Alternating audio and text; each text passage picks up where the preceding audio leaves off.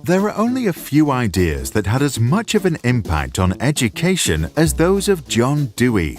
To understand his ideas, let's imagine Dewey reappears in the modern world with the mission to implement his theories in a conservative school. Dewey championed learning by doing, also known as experiential learning. He observed that children learn better when they are actively engaged because they are immersed in the present and not a distant future, such as final exams. In biology, students don't read books, but instead grow plants, harvest fruits, and then feed them to snails to see what happens. Sometimes things work out, sometimes accidents happen. Whatever the outcome, the students take notes of their observations and form rich, memorable experiences. At the end of each class, they summarize their learning and turn to discussions. The discussions prepare the students for life in a democratic society where decisions ought to be based on reasonable arguments. Through the debates, the children learn to formulate their own ideas, convince others, and learn to see the world from a different point of view. In one discussion, some started to argue that school uniforms limit self-expression and that they should be abolished. Dewey, who believed that schools should prepare children for life itself and serve society as a force for innovation and reform, encouraged those students to start a petition to find out for themselves if real social change is possible.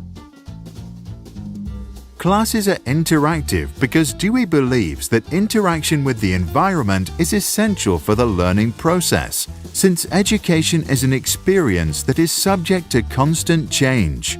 Passive recipients of knowledge, on the other hand, learn very little, if anything at all. The group who started the petition present their ideas to the teacher and start a dialogue that expands their understanding and underlines their learning. Learning is interdisciplinary.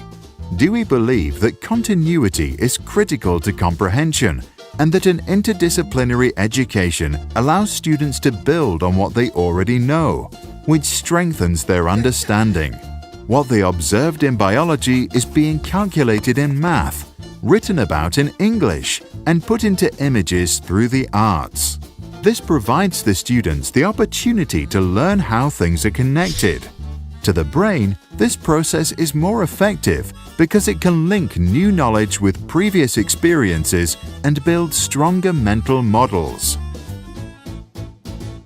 Dewey believed that when societies calculate the price of education, they shouldn't only look at the cost of school buildings, teachers' salaries, and other resources. They should also consider the costs of all the hours input by the children. Because the children are the future of our society and human progress, their time in class ought not to be wasted. It is thus the school's responsibility to be a playground to practice a future we wish to see, so when the kids grow up, they can go and create it.